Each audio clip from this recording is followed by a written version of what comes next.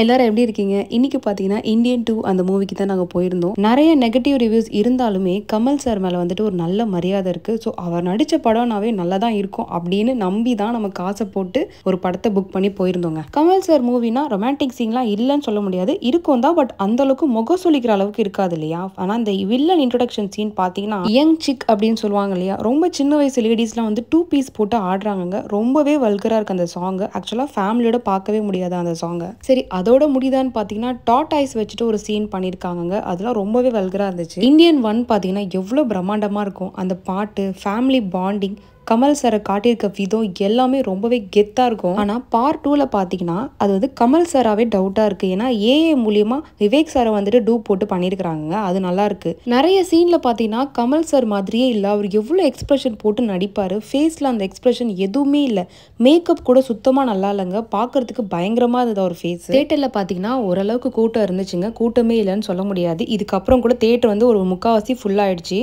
யாருமே வந்துட்டு கிளாப் தட்டல, எதுவுமே பண்ணல. எல்லாருக்குமே வந்து என்னடா அப்படின்ற மாதிரி இருக்கு. இன்னொன்று பார்த்தீங்கன்னா இந்த பார்ட் 1, பார்ட் 2, பார்ட் 3 கல்ச்சர் இருக்கு இல்லையா? அதனால தேவையில்லாமல் இந்த ஸ்டோரியை வந்துட்டு பார்ட் 3 வரைக்கும் இழுக்கணும் அப்படின்றதுக்காக இவங்க இழுக்கிறாங்க. பார்ட் 3 வரணும் அப்படின்றதுக்காக தேவையில்லாமல் நிறைய சீன்ஸ் வந்து சலிப்பாக இருந்துச்சு. அதுவும் வந்துட்டு இந்த கரப்ஷன் பற்றி காட்டியிருப்பாங்க இல்லையா? அந்த ஸ்கேமிங் கரப்ஷன்லாம் அது எல்லாமே வந்துட்டு நார்த் சைடில் மட்டும் தான் காட்டியிருக்காங்க. ஆக்சுவலாக நம்மளுடைய ஜனங்களுக்கு ஏற்ற மாதிரி இந்த சவுத் சைடில் நடக்கிறது எதுவுமே காட்டல. அதுவும் இல்லாமல் இந்த படத்தை எடுக்கிறதுக்கு வந்து நிறைய வந்துட்டு உயிரிழப்புலாம் நடந்திருக்கு அப்படின்னு சொல்லி நான் கேள்விப்பட்டிருந்தேன். அவ்வளோ ரிஸ்க்காக எடுத்து ஏன் இவ்வளோ சொதப்பிட்டாங்க அப்படின்னு கூட ஒரு கேள்வி வருது. இதுக்காக எவ்வளோ பேர் உயிர் தியாகம் பண்ணியிருக்காங்க. ஒரு சீன் கூடங்க மைண்டில் நிற்கவே இல்லை. எல்லாமே ஏன்பா இதெல்லாம் பார்த்த மாதிரியே இருக்கே, ஏன் வந்து திரும்ப அதையே பண்ணுறீங்க? அதுவும் இல்லாமல் வந்துட்டு அந்த ஃபைட் சீன்லாம் வந்துட்டு ரொம்பவே ஏற்றுக்க முடியலங்க. வர்மகலை பற்றி நம்மளுக்கு அவ்வளோவா தெரியாது. ஆனால் லாஜிக்கெல்லாம் நிறைய இடத்துல இடிக்குது.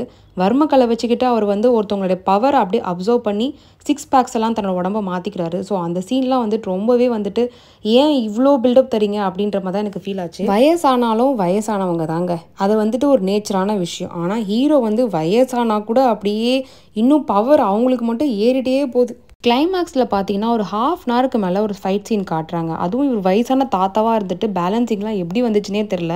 ஒரு சின்ன வீல் மாதிரி இருக்குது, அதை வச்சுட்டு தான் வந்து அவர் ஓடுறாரு. அதுவும் மெட்ரோ ட்ரெயின்குள்ளே போகிறாரு.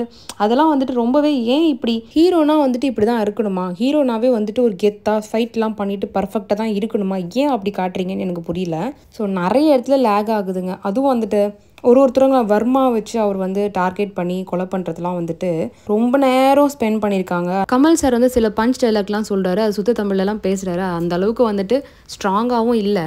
மொத்தத்தில் வந்து ஜவ்வு மாதிரி இழுத்துருக்காங்க. படத்தில் ஒன்றுமே இல்லாத மாதிரி தான் ஃபீல் ஆச்சு. பிரியா பவானி சங்கர்லாம் வந்துட்டு எதுக்குங்க வச்சுருக்காங்கன்னே தெரில. அவங்களுக்கு வந்து அந்தளவுக்கு ஸ்ட்ராங்கான ரோலுமே கிடையாது. வராங்க, டான்ஸ் ஆடுறாங்க, சும்மா பேருக்கு அழுறாங்க, அப்புறம் ஃப்ரெண்ட்ஸோட சேர்ந்து வந்து சிரிக்கிறாங்க. அவ்வளோதாங்க பண்ணியிருக்காங்க. சமுத்திரகனி சாரோட ஆக்டிங்லாம் நம்ம குறைய சொல்ல முடியாதுங்க. அவரோட ஆக்டிங் வந்து நல்லாவே மனசில் நின்றுச்சு. அதே மாதிரி தம்பி ராமையா சாரோட ஆக்டிங்கும் ரொம்ப சூப்பராக இருந்துச்சு. ஈவன் தம்பி ராமையா சாருக்குலாம் அந்தளவுக்கு சீனே இல்லைங்க. வர கொஞ்சம் சீன்லேயே அவர் சூப்பராக வந்து தட்டி தூக்கிட்டாரு. அவரோட ஒய்ஃபை கூட ஒருத்தவங்க கேரக்டர் பண்ணியிருப்பாங்க. நல்ல கேரக்டர் ரோல், காமெடி சீன் நடிப்பாங்க. அவங்க கூட சூப்பராக நடிச்சிருக்காங்க. மற்றபடி வேற எந்த சீனுமே வந்து மைண்டில் நிற்கவே இல்லை. கணக்குப்படி பார்த்தா இந்தியன் தாத்தாக்கு வந்து 106 வயசு. 106 வயசுல வந்து ஒரு மனுஷன் ஃபைட் பண்ணி அவனை பிடிக்க முடியாது கஷ்டப்பட்டுட்டு வயசு பசங்களாம் வந்துட்டு அப்படியே அவரை அடிக்க பிடிச்சி ஓடுறதெல்லாம் வந்து பார்த்தீங்கன்னா சுத்தமாக ஏற்றுக்கவே முடியல. கொஞ்சம் லாஜிக்காக எடுக்கலாம்.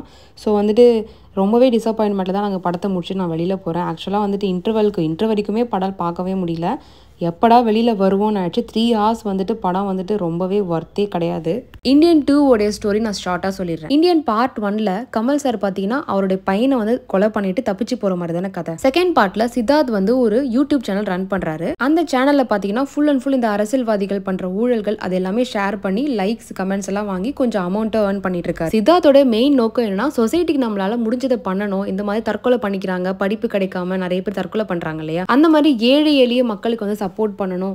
அவங்கள டார்கெட் பண்ண அரசியல்வாதிகளை நம்மளை ஏதாவது திருப்பி அடிக்க முடியல அப்படின்ற ஒரு இயலாமையில சித்தார்த் வந்து சுத்திட்டு இருக்காரு. அப்போ வந்து அவங்களுக்கு இந்தியன் தாத்தாவோட ஞாபகம் வருது. ஸோ அதனால திரும்பவும் இந்தியன் தாத்தா வந்து கம்பேக் இந்தியன் அப்படின்னு சொல்லி ஒரு ஹேஷ்டாக் ஒன்று கிரியேட் பண்ணி அதை கமலுக்கு தெரிய வச்சு அவர் வந்து திரும்பவும் இந்தியாவுக்கு வர மாதிரி காட்டியிருப்பாங்க. இதுக்கப்புறம் வந்துட்டு பார்த்தீங்கன்னா பாபி சிம்மா வந்து முளைச்சி வருவார். ஒரு சிபிசிஐடி மாதிரி ஒரு ஸ்ட்ராங்கான ஒரு போலீஸ் கேரக்டருக்கு வராரு. பாபி சிம்மாவுக்கு வந்து ஸ்ட்ராங்கான ஒரு கேரக்டர் கிடைச்சுமே அவருக்கு வந்து ஒரு ஸ்ட்ராங்கான டைலாகோ ஒரு ஸ்ட்ராங்கான ஒரு சீனுமே அவருக்கு அமையல. சேனாபதி பார்த்தீங்கன்னா இந்தியாக்குள்ள வந்ததுக்கு அப்புறமா வந்து ஒரு எல்லா இளைஞர்களுக்கும் ஒரு அட்வைஸ் ஒன்று பண்ணுறாரு. உங்கள் ஃபேமிலியில் யாராச்சும் ஊழல் பண்ணிங்கன்னா அதை வந்து நீங்கள் ஷேர் பண்ணி நீங்கள் சொல்லுங்கள் அப்படின்ற மாதிரி ஒன்று கிரியேட் பண்ணிடுறாருங்க. அதே மாதிரி சித்தார்த், பிரியா பவானி சங்கர், அப்புறம் இன்னும் 2 3 கேரக்டர்ஸ்லாம் இருக்காங்க. அவங்களுடைய அம்மா அப்பா பார்த்தீங்கன்னா கவர்மெண்ட் எம்ப்ளாயிஸ், அவங்களாம் லஞ்சம் வாங்குறாங்க. சமுத்திரகனி பார்த்தீங்கன்னா சித்தார்த்தோடைய அப்பாவாக நடிச்சிருக்காரு. அவருமே ஒரு கவர்மெண்ட் எம்ப்ளாயி. அவர் வந்து லஞ்சம் ஒழிப்புத்துறை அப்படின்றதுல வந்து ஒரு ஹெட்டாக வேலை செய்கிறாரு. ஸோ அவருமே வந்து லஞ்சம் வாங்குவார். பிரியா பவானி சங்கர் அம்மாவுமே பார்த்தீங்கன்னா தாசில்தார், அவங்களும் லஞ்சம் வாங்குறாங்க. ஸோ இந்த மாதிரி இளைஞர்கள் மத்தியில் வந்துட்டு அவங்க வீட்டில் தப்பு பண்ணாலுமே நீங்கள் வெளி உலகத்தில் வந்து காட்டுங்க அப்படின்ற மாதிரி கமல் வந்து சொன்ன உடனேயும் இவங்க என்ன பண்ணிடுவாங்கன்னா எல்லாத்தையும் சோஷியல் மீடியாவில் எடுத்து போட்டு அவங்க அம்மா அப்பா வந்து போலீஸ் ஸ்டேஷனில் கம்ப்ளைண்ட் பண்ணி அவங்கள ஜெயிலில் போட்டுடுறாங்க. இதில் வந்துட்டு சித்தார்த்தோட கேரக்டர் வந்து சித்ரா அரவிந்த் அப்பாவோட பேர் பின்னாடி வச்சுக்காம முன்னாடி வந்து அம்மாவோட பேர் வச்சுருப்பாங்க. ஸோ அதுக்கும் வந்துட்டு ஒரு ஃப்ளாஷ்பேக் ஒன்று இருக்குது. அவருக்கு சின்ன வயசில் பேச்சு வராது. அப்புறம் அவங்க அம்மா வந்துட்டு திருப்பதி படிக்கட்டில் 3000 படிக்கட்டில் ஏறினதுக்கப்புறம் அவங்க பேசிடுவாங்க. ஸோ அதனால அவங்க அம்மாவுடைய இன்ஸ்பயர் ஆகி அம்மா பேரை முன்னாடி வச்சிருப்பாங்க. ஸோ இதில் சித்தார்த்தோட பேர் பார்த்தீங்கன்னா சித்ரா அரவிந்த். சித்தார்த்தோடைய அப்பா கேரக்டராக சமுத்திரகனி நடிச்சிருப்பார். சமுத்திரகனி லஞ்ச ஒழிப்புத்துறை ஆஃபீஸருங்க. அவருமே வந்து இந்த மாதிரி லஞ்ச கை நீட்டி வாங்குறத சித்தார்த் பார்த்துடுறாரு. பார்த்துட்டு அதை வீடியோவா ப்ரூஃப் எடுத்துக்கிட்டு போலீஸ்ட்டு கம்ப்ளைண்ட் பண்ணி சமுத்திரகனியை வந்து போலீஸ் அரெஸ்ட் பண்ணி கூட்டிட்டு போயிடுவாங்க. போலீஸ் வந்ததுக்கு அப்புறமா சித்தார்த்தோடைய அம்மா அப்பா வந்துட்டு சித்தார்த் மேல ரொம்பவே கோவப்படுறாங்க. கோவப்பட்டுட்டு சித்தார்த் அம்மா வந்துட்டு கோவப்பட்டு சித்தார்த்தை வந்து வெளியில அனுப்பிச்சிடுறாங்க. சமுத்திரகனி ஜெயிலுக்கு போயிடுறாரு. இதே மாதிரி பிரியா பவானி சங்கர் வீட்லயும் இந்த மாதிரி லஞ்சம் அவங்க அம்மா கை நீட்டி வாங்கிட்டாங்கன்றத ப்ரூஃபை வந்து பிரியா பவானி சங்கர் பார்த்துடுறாங்க. இதனால அவங்க ஃபேமிலியில பயங்கரமா குழப்பம் ஆயிடுது. அவங்க ஃபேமிலியே வந்துட்டு இவ்வளவு வெறுக்க ஆரம்பிச்சு தனியா ஒதுக்கிடுவாங்க. இதே மாதிரி அவங்களோட ஃப்ரெண்டு கேரக்டருக்கும் நடக்கும். இந்த மாதிரி அவங்க பண்ற ஊழல்லாம் வெளியே போட்டு கொடுத்துருவாங்க. அவங்க எல்லாருமே ஜெயில் போயிடுவாங்க. அவங்களுடைய வீட்டில் இருக்க சீனியர்ஸ் எல்லாருமே இந்தியன் தாத்தாவோட பேச்சு கேட்டுட்டு இந்த இளைஞர்கள்லாம் வந்துட்டு அவங்க அம்மா அப்பாவெல்லாம் போட்டு கொடுத்துட்டு இந்த ஃபேமிலியே ஒரு வழி ஆயிடுதுங்க இந்த ஸ்டோரி படி பார்த்தீங்கன்னா. ஸோ இதனால வந்துட்டு எல்லா இளைஞர்களுமே வந்து அகெயின்ஸ்ட் ஆயிடுறாங்க. நம்ம நல்ல ஃபேமிலி வந்து இந்த தாத்தாவோட பேச்சு கேட்டதுனால இப்படி ஆயிடுச்சுன்னு சொல்லிட்டு இந்த இளைஞர்கள் நாட்டு மக்கள் எல்லாமே வந்துட்டு கமல் மேல ரொம்பவே வந்து வெறுப்பை கக்க ஆரம்பிச்சிடுறாங்க.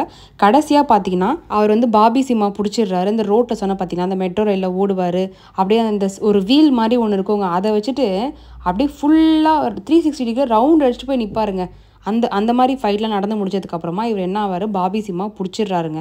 பிடிச்சதுக்கப்புறமா இந்த நாட்டு மக்கள் இந்த நிறைய ஊர் மக்கள்லாம் சேர்ந்து என்ன பண்ணுறாங்கன்னா அவரை வந்து கல் செருப்பு தொடப்பக்கட்டெலாம் அடித்து கமலை லாக் பண்ணி ஒரு வழியாக பிடிச்சிருவாங்க. பாபி சிம்மா வந்து கிளைமேக்ஸ் வந்து கமல்ஹாசனை பிடிச்சிடுற மாதிரியும் பாபி சிம்ஹாட்ட வந்து சேனாதிபதி எப்படி எஸ்கேப் ஆகுறாரு அப்படின்ற ஒரு சீன் வச்சுருப்பாங்க. கீழே வந்து சப்பாத்தி கட்டை இருக்கும் தெரியுமா, அந்த உருட்டுக்கட்டை, அதை வந்து இவர் வந்து பார்த்துட்டு அதை வந்து காலால் எட்டி பிடிக்கிறாருங்க. கையை ஆக்சுவலாக கை லாக் பண்ண கை தான், அதை பிடிச்சிடுறாரு. அதை பிடிச்சிட்டு வந்து ஸ்ட்ரைட்டாக இந்த வர்ம கலை மாதிரி பாபி சிம்மாவுடைய நடு முதுகில் பின்னாடி பக்கம் அப்படி அடிக்கிறாருங்க. உடனே அவர் வந்து இப்படி கை இழுத்துக்குது. பாபி சிம்மாவோட அப்பா வந்து கதறாரு, என் பையனை காப்பாற்றுங்க அப்படின்ட்டு. ஸோ வர்ம கலை தெரிஞ்சவங்க தான் காப்பாற்ற முடியும் அப்படின்றாங்க.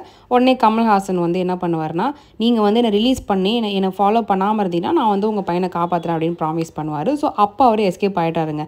இது பார்த்தீங்களா, இதுவே தெரியும் ஒரு சாதாரண ஒரு சீனை வந்து எப்படி அவங்க வந்து எவ்வளோ இழுன்னு இழுத்து ரொம்பவே இழுத்துருப்பாங்க அந்த படத்தில். அது பார்க்குறதுக்கு லாஜிக்கலாகவே இருக்காது. ஸோ பார்ட் 2ல் இந்தியன் தாத்தா தப்பிச்சிடுறாருங்க. இதுதான் பார்ட் 2. பார்ட் 3ல் பார்த்தீங்கன்னா சும்மா வந்து 2025 ரிலீஸ் ஆக போகுதுன்னு சொல்லிட்டு அதில் தான் காஜல் அகர்வாலோடைய அந்த ஃப்ளாஷ்பேக் எல்லாம் காட்டுற மாதிரி கிளிப்பிங் இருந்துச்சு.